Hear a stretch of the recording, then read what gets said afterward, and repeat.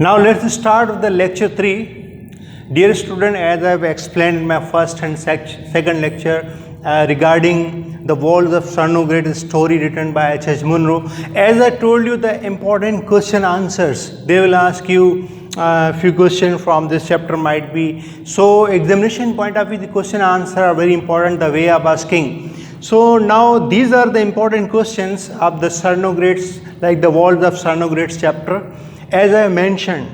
So these are the questions from textbook, and the way of asking is changed as I have written here. So I will explain you briefly the meaning of the question they asked. It is very difficult. When you know the meaning of the question, it will be easy for you to explain, to write it down. What did Berenice think the legend was? Now, according to Berenice, what was the legend? Legend मतलब वो कहानी क्या थी जो Berenice सोच रही थी. As I told you, when anyone dies in the castle, the howling and barking heard and the tree fallen and all these sort of thing happened before an hour of the death. तो ये सारी चीज़ें होती थी. ये जो है Berenice सोच रही थी, वो लेजेंड थे.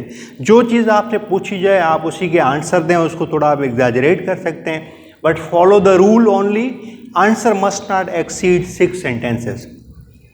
Why were Baron and Berenice angry with the Amelia? Now, why were Baron and Berenice angry with the Emily? Emily से या old lady से या old governess से Baron और Berenice ये जो हस्बैंड वाइफ थे ये उनसे क्यों नाराज़ थे? बिकॉज वो उनके सामने इस तरह बातें कर रही थी. She was talking like stories बता रही थी सारी, और अपनी फैमिली की जैसे रिस्पेक्टेबल वे में उसकी तारीफ़ें कर रही थी.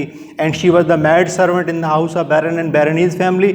बट उनके सामने जिस तरह से वो बात कर रही थी तो उसने कहा she just scheme it, nothing more. और ये जो कुछ बातें कर रही हैं, I don't believe a word of it. और ये जो मैंने आपको ब्रीफली बताया कि वो अपनी फैमिली की तारीफ़ें कर रही थी, और वो कह रही थी कि I belong from the great old family, Sernogrets family.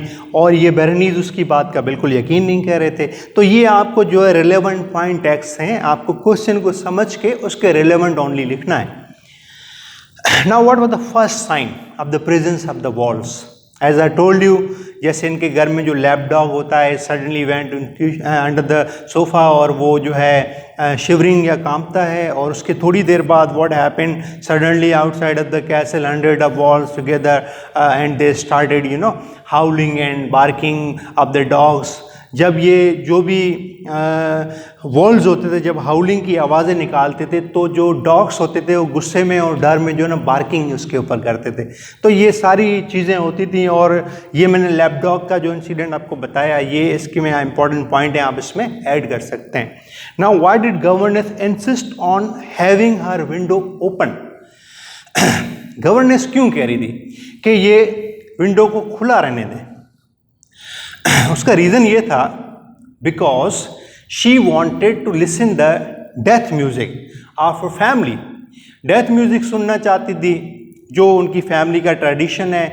वो कहती थी कि अब मेरी मौत यकीनन है, और जो कुछ ये मैं सुनना चाहती हूँ, ये वॉल्स और डॉग्स ये दूर दूर से आए, और हमारी फैमिली का ट्रेडिशन है that they call the death music, that lady call death music of her family. तो वो in spite of severe cold weather, as baroness rush forward to close the window, but ये old lady मना कर देती है. उसका reason ये होता है she wanted to listen the death music of her family.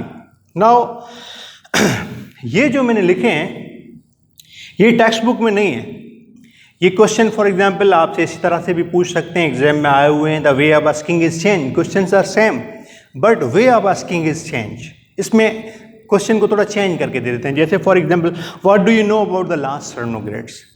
Now guess करें, लास्ट सर्नोग्रेट्स किसके बारे में पूछ रहे हैं? Emily von Sernogrets. She was the last member of the Sernogrets family, इसलिए वो लास्ट सर्नोग्रेट्स के बारे में पूछ रहे हैं. आप क्या जानते हैं? आप एमिली वॉन सर्नोग्रेट्स के बारे में बताएंगे, उसके क्या व्यूज़ थे. Now what do you know about the death music of the family? As I told you, death music, she wanted to listen the death music means barking and हाउलिंग.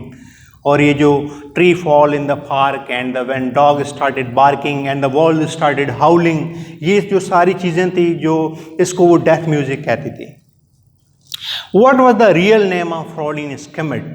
ये बहुत आसान क्वेश्चन है। द ओल्ड गवर्नेंस जो थी Emily von Sernogrets was the real name of the Fraulein Schmidt, और उसने story भी बताई थी कि नाम उसको जो है किस तरह जो है बाद में फ्रॉलिन कमिट पहले जब था when she go for tuition और व्हेन दे वर पुअर, तो वो कहती है कि उनके ग्रैंड फादर इसी कैसल में रहते थे। They told me stories about my family traditions, और जब किसी की डेथ होती है तो क्या होता है, ये सारी चीज़ें आपने ब्रीफली इसमें मेंशन करनी है। Now what did Emily said to the baroness when she was about to die. Now Emily जो है वो बैरोनीस को क्या कहती है, when she was about to die, जब उसकी डेथ होने वाली थी, तो उस वक़्त जैसे हमने पढ़ा कि Emily told baroness leave the window open, I want to listen the death music of my family, जैसे मैंने आपको डिस्कस किया। सिर्फ वर्डिंग चेंज है, question is same and these questions are related to these questions and way of asking is change. Means कहीं ना कहीं इसमें स्टोरी थोड़ी आप एक जैसी आपको लगेगी जो हमने रीड की है, only the way of asking is change in the story. और एक और इम्पॉर्टेंट बात बताता चलूँ, like in first year text book we will read the chapter as mention in the board syllabus. So उसी में से ही क्वेश्चन आते हैं, ऐसे हम लास्ट 20 ईयर्स से देखते जा रहे हैं। So now that's it from the chapter The Walls of Cernogratz as I have explained you in a detail. I hope the concept is clear. If you have any question regarding this chapter, you can ask me easily. So now in my coming lecture, I will start another chapter in a series. जैसे जो हमने important chapters पढ़ने हैं, तो we will start it. ठीक है? So that's it from the chapter The Walls of the Cernogratz. Now inshallah we'll meet I will discuss you next chapter in my coming lecture. Thank you for listening.